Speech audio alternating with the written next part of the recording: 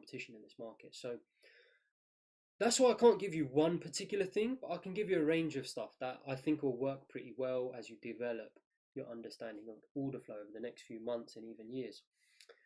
So look, I went maybe off on one a little bit there. Apologies, but it's important. I said why I'm doing this is because it really enables us to make sure that some aggressive buyers have come in.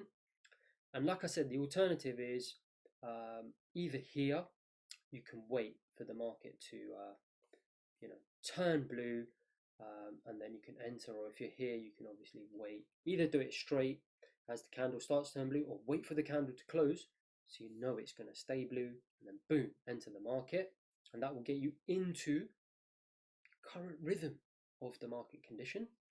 So that's entry dealt with, right? I hope you see I've given you a very good way to get started in terms of entry. Now in terms of stop loss is a very, very tricky one, okay? I showed you the market can really play around with you and whatever. Is this any surprise, guys? What actually is the market, right? If you think about it, it's just human beings. I've said this before. You have to understand, if anyone tells you that this is where you should put your stop for my strategy, and I'm going to be rude, they're talking out of where the sun don't shine. And I'll tell you why that is. Because what is the market? The market is what? Human beings. You know, and I've said this before, if you have any relatives, human beings, people you know, can you predict with 100% certainty how they're going to behave in the next moment? No, you can't. You can have a pretty good idea, but you can't. That's why there is no such thing. That's why I even entered the way I do. Because I know this price, maybe this has happened, something's changed. Yeah, buyers and sellers, they had this. Okay, maybe the behavior's changed now. A lot of things going on because I'm trying to work around people's changing behaviors dynamically after I even decide to enter. Things are changing all the time. So really stop loss is incredibly difficult. However, again, let me get you started until you develop this understanding of being able to maybe read the market a little bit, look at order flow things. It's good to get you started somewhere, okay? So I'm going to give you some options again. I hinted here that, for example, let's say you got in here, right? First option is put your stop loss, or it could be here, below the swing low. Okay. You can put it there. But the danger is, like I said, you get stopped out, then you have to be able to enter straight away. You can put it below the next swing low, okay? You choose, if you're going to be away for a few hours or 20 minutes or whatever, you're going to put it down here. If you're the type of guy that likes sitting there and watching this, put it there, and then I'll show you the cumulative delta as well, and you can watch that to see if there's any absorption or anything like that going on.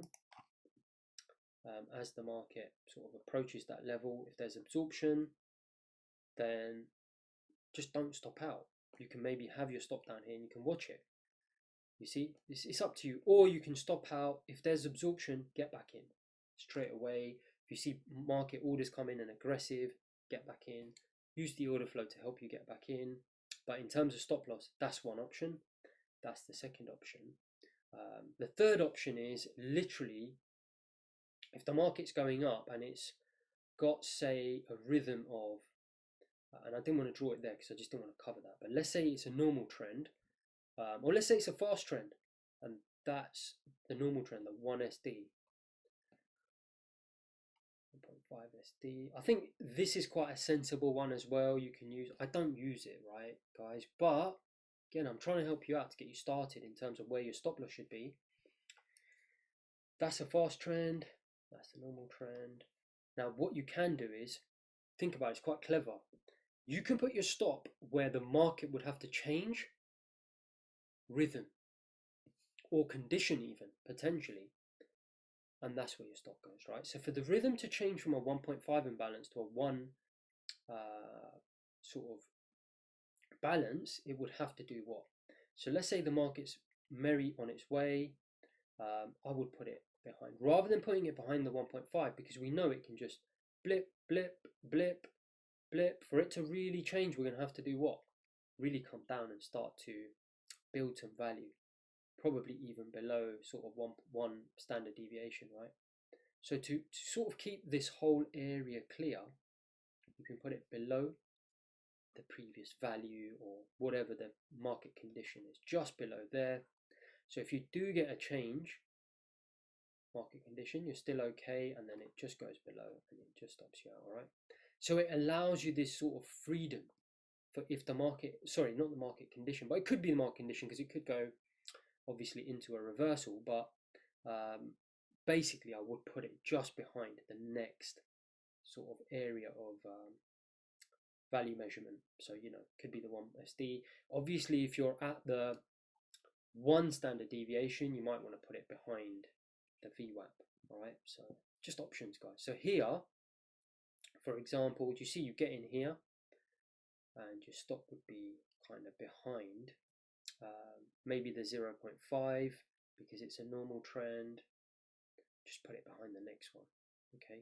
If we were in a, my point before was, if we were in a fast trend like that, you could just put it here. And that will give you a bit of room if we get a bit of change, bit of choppiness going back. Do you see what I mean? It gives you a nice bit of breathing space. You don't need to keep worry about all these little fake outs, etc., etc. So I'm giving you options. Obviously here you're going to take on more risk, okay? Targets we'll talk about obviously in a different section. I mean, I've given you expectations already anyway, haven't I? So, you know, if you're obviously doing the return to value pullback, you're going to typically scale at the POC and you're going to go to the other side.